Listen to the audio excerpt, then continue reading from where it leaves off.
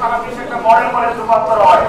তোমরা এবং আমরা যৌথভাবে কিভাবে সংস্কার করা যায় তোমরা একটা লিখিত আকারে আমাদের কাছে জমা দাও।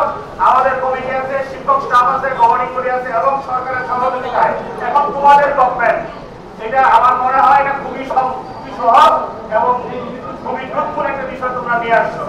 আমি তোমাদেরকে আহ্বান জানাবো যে একটা পয়েন্ট আকারে দিলে আমাদের কাজ করতে সুবিধা হবে এবং আমাদেরকে নিয়ে এটা বসতে নিয়ে সুবিধা হবে। এবং আজকে আমরা তোমাদেরকে আশ্বাস দিচ্ছি যে এখান থেকে আমরা যেটা আমরা একটা সমাধানে পৌঁছতে পারবো।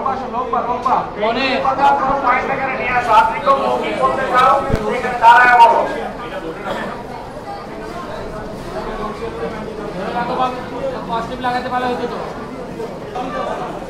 সারা বাংলাদেশে আজকে তোমাদের মাধ্যমে সংস্কারের একটা রীতি চলছে, এটা ইতিবাচক।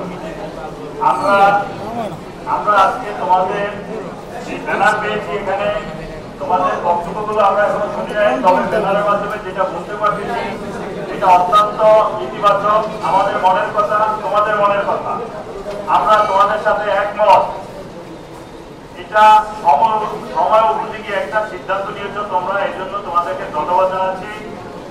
তোমরা লিখিতভাবে দিবে, তোমরা আমাদেরকে আশ্বস্ত করেছ। আমরা লিখিতভাবে তোমাদের অভিযোগগুলো আমরা নিব এবং যেটা আমরা অত ক্ষমতা আমাদের এখানে আছে তোমাদের সাথে কথা বলবে। এর আগে আমরা তোমাদের থেকে দুই একজন থেকে তোমাদের দুই চারটা কথা শুনতে চাই। দেখো, লিখিত লেখার বিষয়টা একরকম আর বলার বিষয়টা আরেক রকম। তো আমরা আশা করবো তোমাদের ভিতর থেকে যদি কেউ দুই একজনের দুই চারটা কথা বলো আমাদের জন্য ভালো হবে। এরকম যদি চিন্তা থাকে একটু আসো, কেউ কি কিছু বলবে কিনা একটু বলো, দুই চারজন।